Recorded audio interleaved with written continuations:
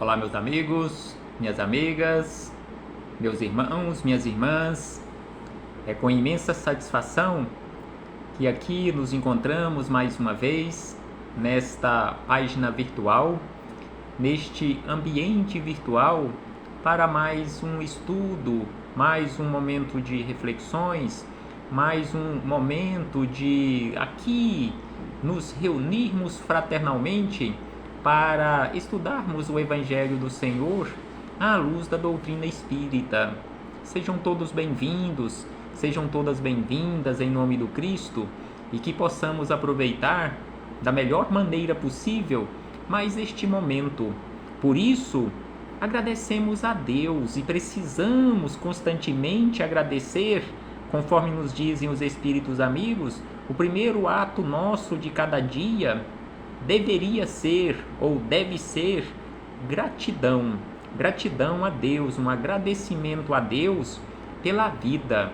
Agradecermos a Deus por todas as oportunidades que Ele nos oferta ao longo da nossa trajetória e que ainda irá nos ofertar, porque a bondade de Deus é infinita, Ele jamais fecha portas, deixa constantemente portas abertas. Agradecemos a este mesmo Pai, a esta inteligência suprema, causa primeira de todas as coisas, por ter nos enviado Jesus de Nazaré, seu Filho, nosso irmão de jornada, para nos mostrar o caminho.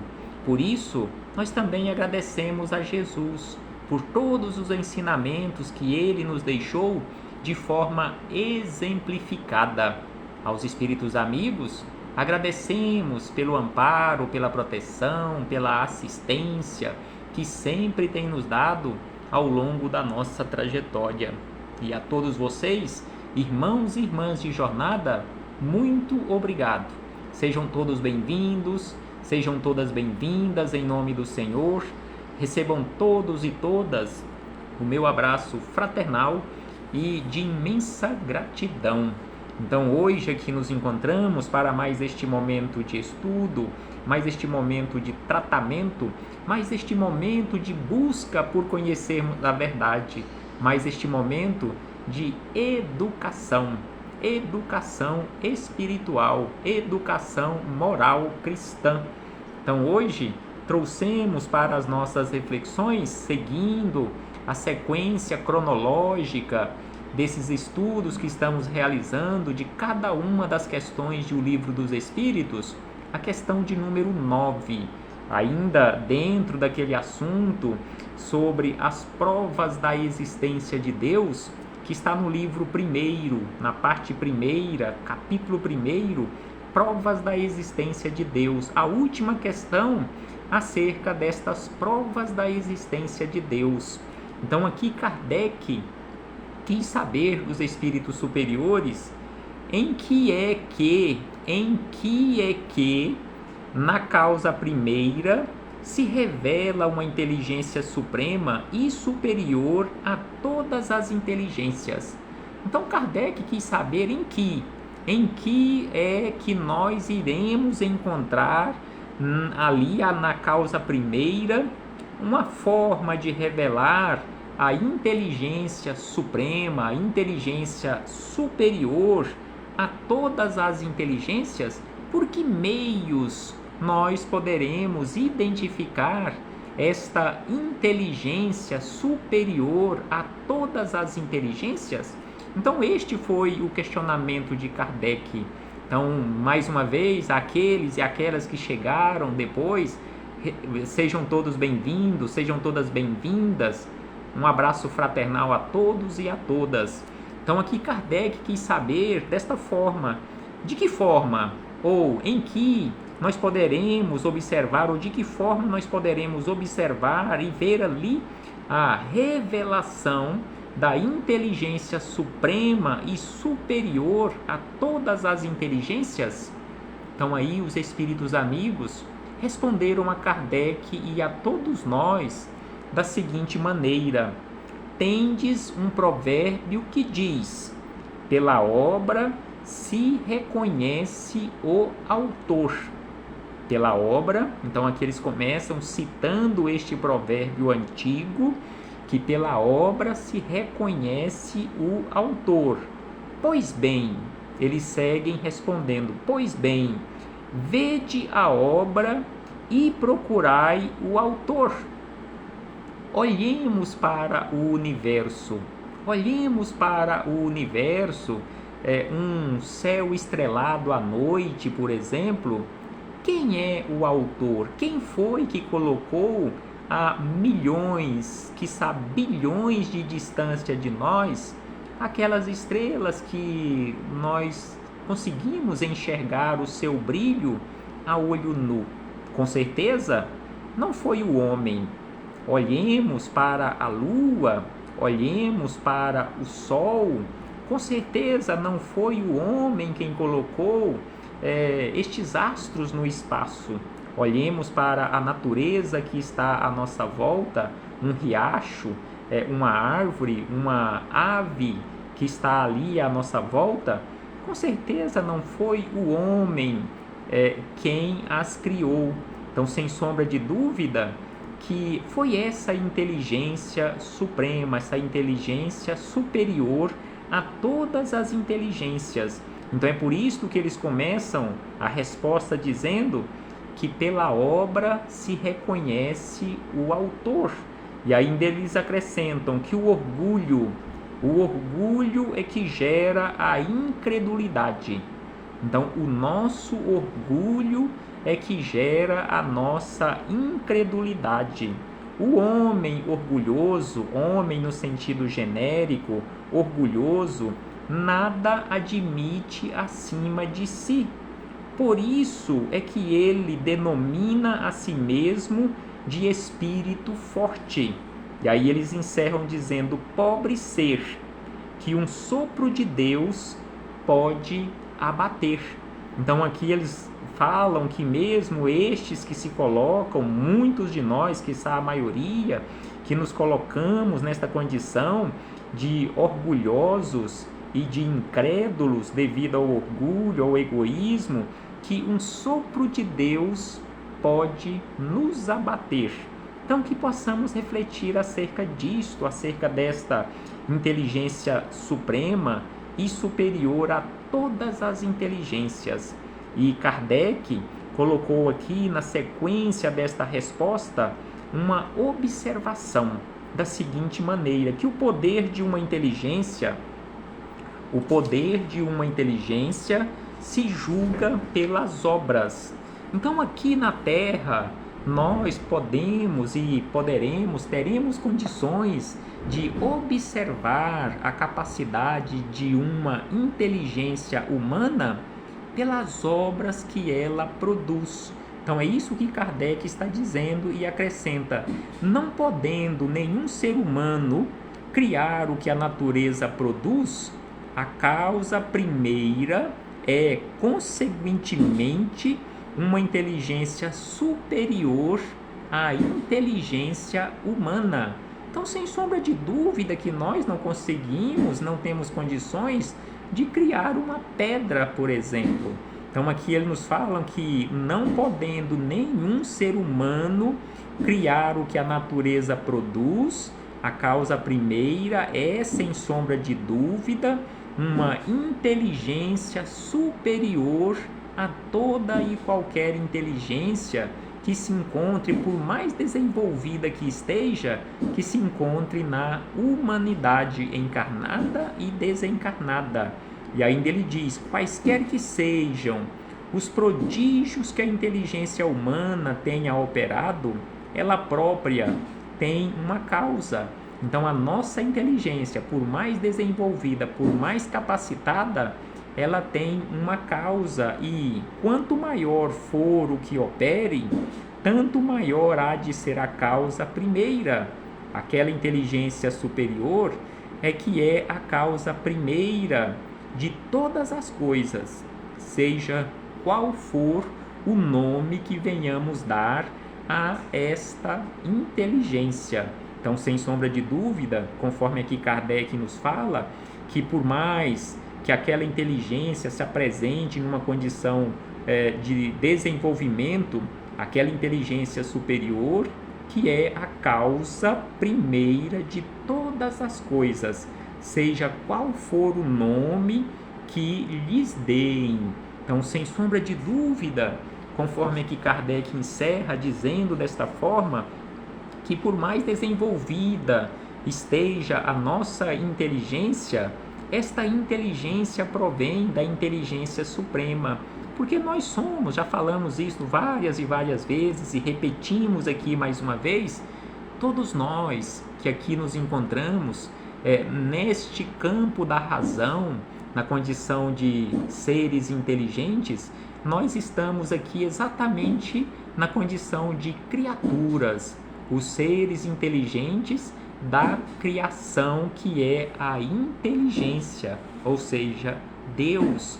Então aqui fechamos este parêntese para ampliarmos um tanto mais aqui estas reflexões com o espírito Miramês, no livro Filosofia Espírita, volume 1, capítulo de número 9, que é o número da questão que estamos estudando, que tem como título o orgulho e o egoísmo, que são essas duas chagas da humanidade. Conforme tem um questionamento aqui em um livro dos Espíritos, bem mais adiante, que Kardec quis saber o que causa o maior entrave para a nossa caminhada, exatamente o orgulho e o egoísmo, estas duas chagas da humanidade. Então, aqui Miramês nos fala da seguinte maneira, que o espírito orgulhoso, encarnado ou desencarnado.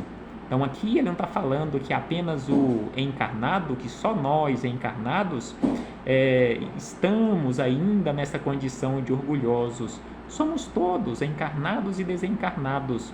E aí ele diz que o espírito orgulhoso, encarnado ou desencarnado, se autovaloriza, criando assim em torno de si o seu próprio mundo, de sorte a querer desconhecer os valores que lhe pertencem e principalmente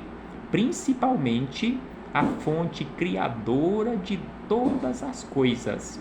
Então aqui ele nos fala que, nos comportando nessa condição de orgulhosos, nós desconhecemos ou fazemos vista grossa ou fechamos os nossos olhos e ouvidos para esta fonte criadora de todas as coisas. O orgulho, diz Miramês, que o orgulho está sempre ligado ao egoísmo. Os dois andam juntos, são irmãos siameses. Então ele diz que o orgulho está sempre ligado ao egoísmo, que é um estado deprimente dos que o possuem. Nós, os moradores da casa terrena, nos dois planos da vida, ou seja, encarnados e desencarnados, nos dois planos da vida, estamos fechando o círculo de provações e começando a perceber o fim do materialismo. Então aqui Miramês nos informa que nós estamos fechando, aqui ele falando lá pelos idos de 1984, ou seja, na década de 80, do milênio e do século passado, que nós estamos fechando o ciclo do materialismo e iniciando um novo ciclo, um ciclo melhor, graças a Deus. Está morrendo esta época de descrer da paternidade universal. Então aqui ele fala que quando nós encerrarmos esse ciclo do materialismo, nós passaremos verdadeiramente a crer na paternidade universal. Compete aos próprios homens erguerem seus pensamentos às alturas, reconhecendo e fazendo. Prestemos atenção nestas duas palavras que ele utiliza, reconhecendo e fazendo. Não adianta simplesmente reconhecer e não fazer. Então, reconhecendo e fazendo, com que os outros encontrem a segurança de todas as seguranças, que é conhecer Deus dentro e fora de si, e ouvir sua palavra a nos educar por todos os meios e métodos de que ele dispõe, pelas formas visíveis e invisíveis da sua majestosa criação. Então aqui ele nos fala que é preciso conhecer Deus dentro de cada um de nós. É preciso que ouçamos a sua palavra a nos educar em todos os momentos da nossa caminhada. No entanto, diz Miramês que o egoísmo contrai todas as forças do espírito e atrofia as sensibilidades, fazendo-as perderem o contato com os agentes da divindade que nos trazem as notícias de vida em todos os planos da vivência espiritual. Nós podemos, pelos meios de que dispomos, que nada existe sem vida. Então ele diz que nós podemos, pelos meios de que dispomos, que nada existe sem vida. Mesmo a matéria que chamamos de matéria inerte, em tudo manda a vida, como vida de Deus. Então aqui ele nos informa que mesmo aquelas matérias que classificamos como matéria inerte, como um ser inanimado, mesmo aquela matéria inerte, possui uma forma de vida. Uma pedra, por exemplo, tem uma forma de vida.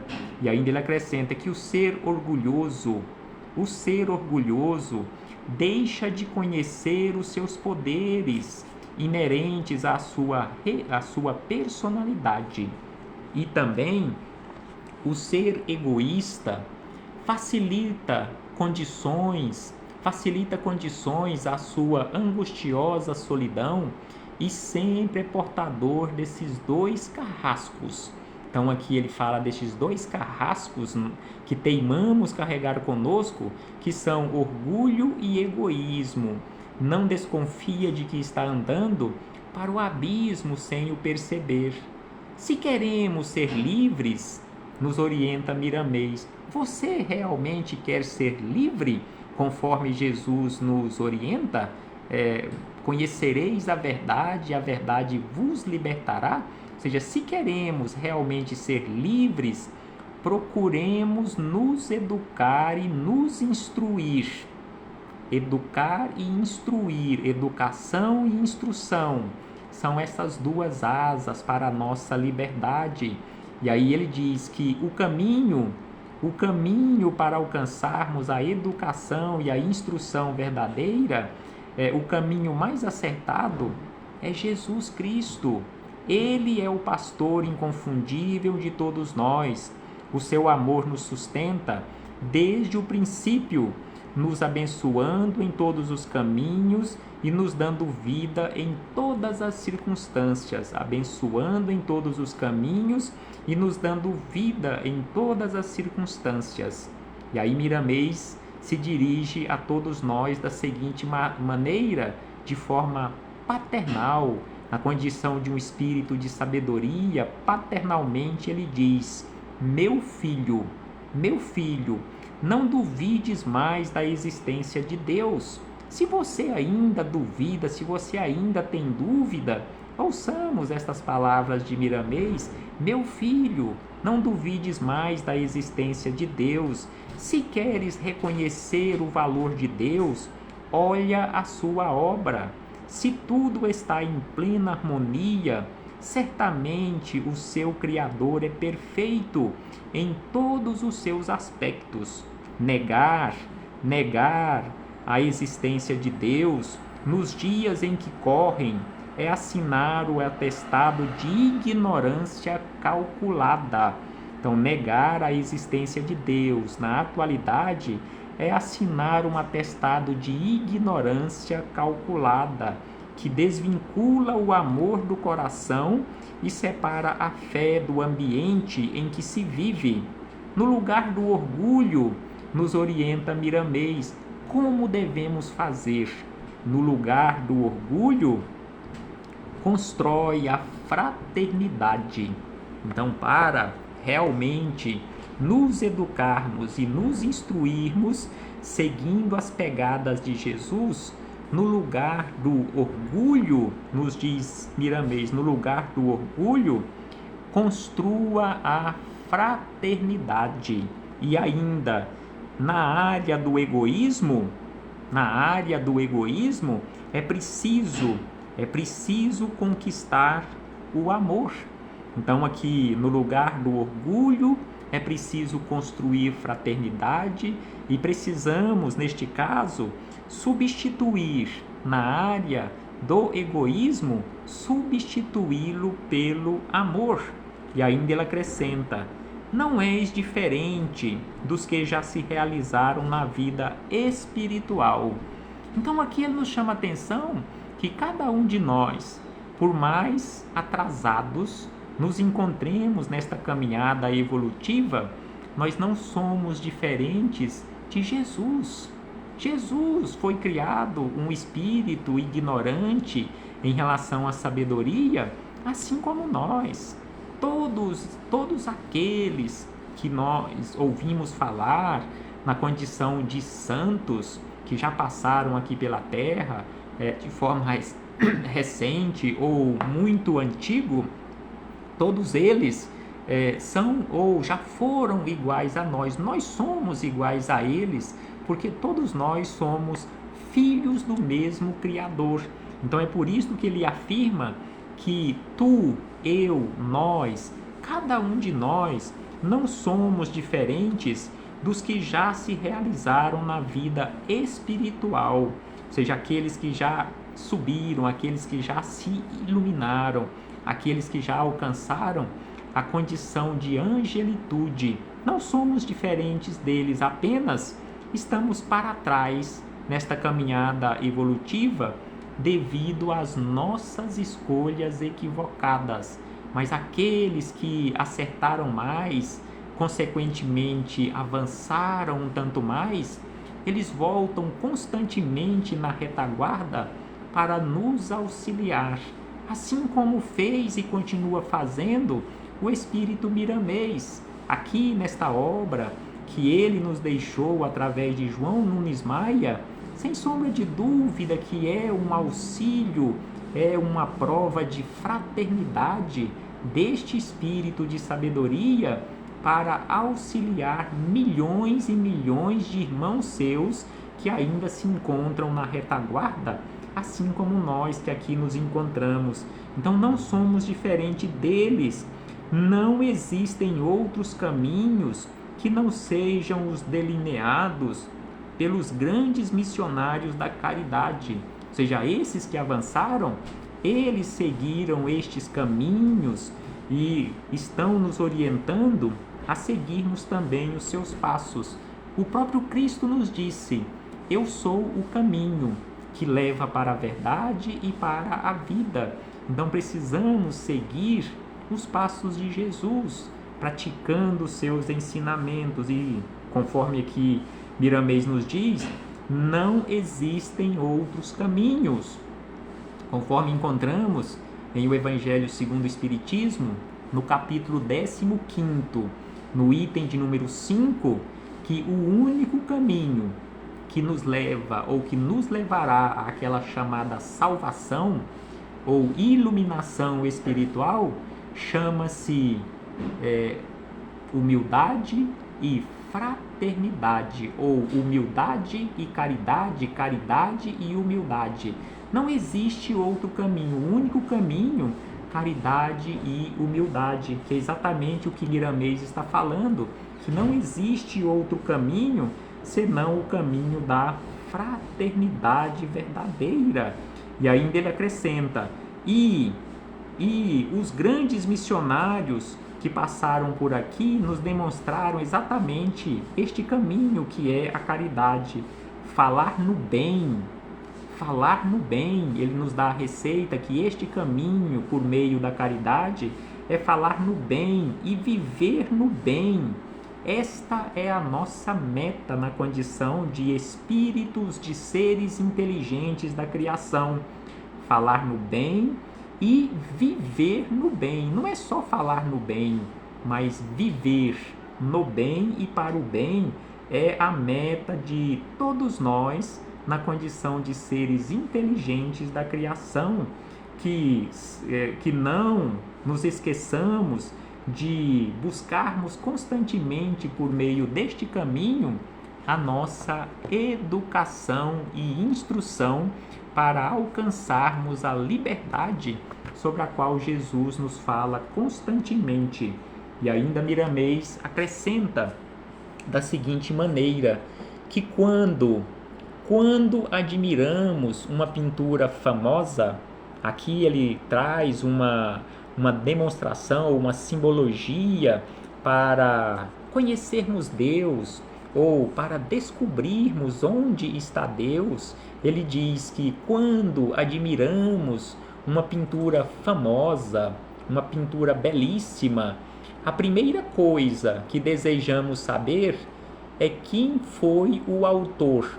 Quem foi que pintou aquele quadro belíssimo que você está ali observando?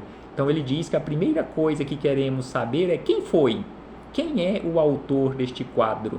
Aí ele acrescenta, pois bem, a natureza universal, aqui ele não fala só da natureza terrena, da nossa natureza terráquea, mas ele fala da natureza universal, a natureza universal de cujos benefícios desfrutamos é a mais bela pintura.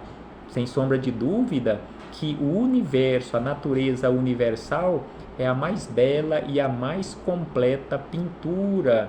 E ainda ele diz, após ele colocar que a mais bela pintura é a mais engenhosa construção que podemos contemplar.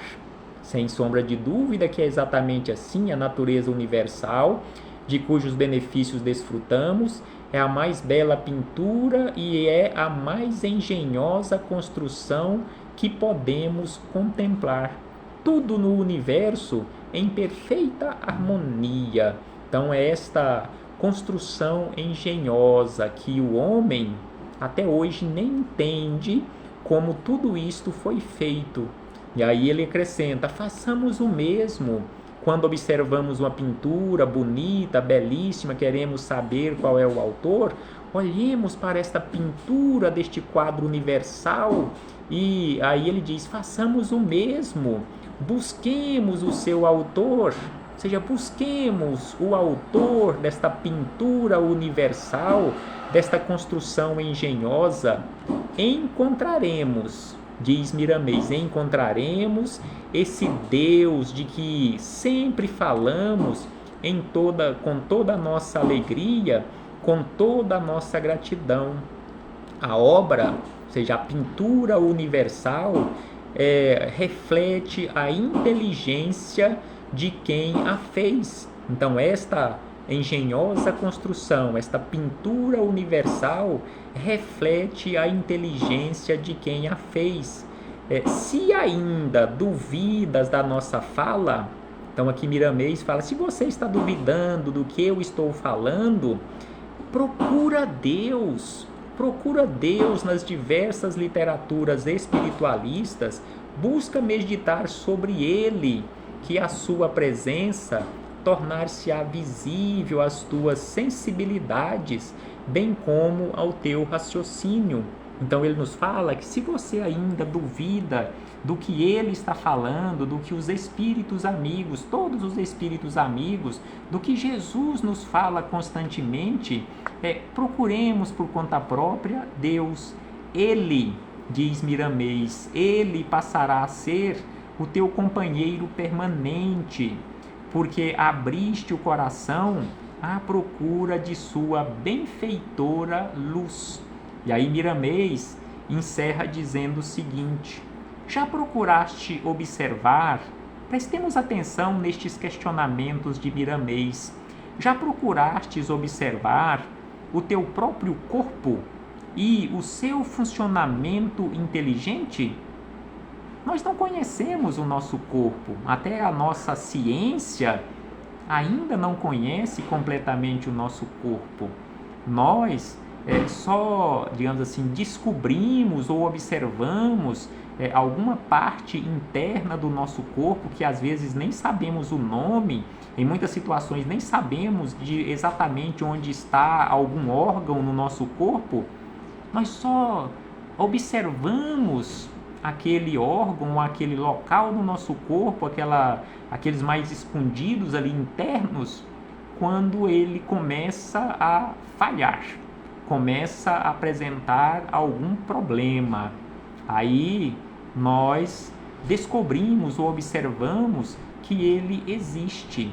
Se os rins pararem de funcionar corretamente, se o coração começar a bater descompassado e assim sucessivamente, tantos outros órgãos do nosso corpo.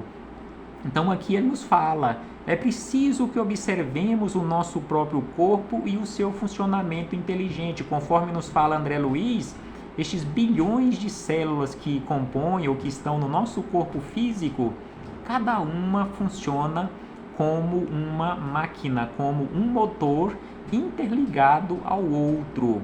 Então assim nos fala André Luiz. E aí Miramês questiona de novo, foi o acaso que fez o seu corpo? Esta máquina tão complexa? Foi o acaso que fez o seu corpo? Foi o acaso que deu o impulso inicial no bater do teu coração? Será que foi o acaso este ser inteligente? Como já vimos, o acaso não é nada. E em sendo nada, o nada não faz coisa alguma, não faz coisa alguma. Então é por isso que Miramês questiona, foi o acaso que fez o teu corpo? Se desconheces o teu próprio corpo, foi alguém mais inteligente, mais capacitado que o planejou, ajudando-te a desvendar os mistérios que existem em muitos outros ângulos da vida. E aí ele encerra dizendo, livra-te do orgulho e do egoísmo, que encontrarás as bênçãos do entendimento. Então aqui ele nos orienta a nos livrarmos do orgulho e do egoísmo, que encontraremos as bênçãos do entendimento. Consequentemente, encontraremos Deus dentro de nós.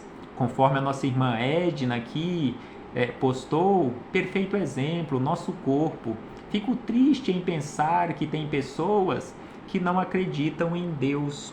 Então este é o exemplo que Miramês nos trouxe em relação ao nosso corpo. Ou seja, quem fez esta máquina tão complexa e que funciona quando está tudo bem, funciona tudo em perfeita harmonia e nós não percebemos o seu funcionamento. Só percebemos quando algo está errado, quando algo não está funcionando perfeitamente e que neste caso fomos nós quem agimos de forma incorreta para tirarmos esta harmonia do funcionamento do nosso corpo. Não foi Deus. Não é Deus o culpado quando o nosso corpo ou algum órgão do nosso corpo não está funcionando em perfeita harmonia. A culpa é nossa, que desarmonizamos este micro-universo, que é o nosso corpo. Paz aos nossos corações e, mais uma vez, muito obrigado a você, a todos vocês que nos auxiliaram neste estudo, neste momento. No nosso próximo encontro, começaremos dando esta sequência, um assunto novo, belíssimo, atributos de Deus. Então aqui iremos estudar, a partir da questão número 10, alguns atributos da divindade. Sem sombra de dúvida, imperdível. Paz do Cristo conosco sempre, um abraço fraternal e até breve, meus irmãos e irmãs. Muito obrigado mais uma vez.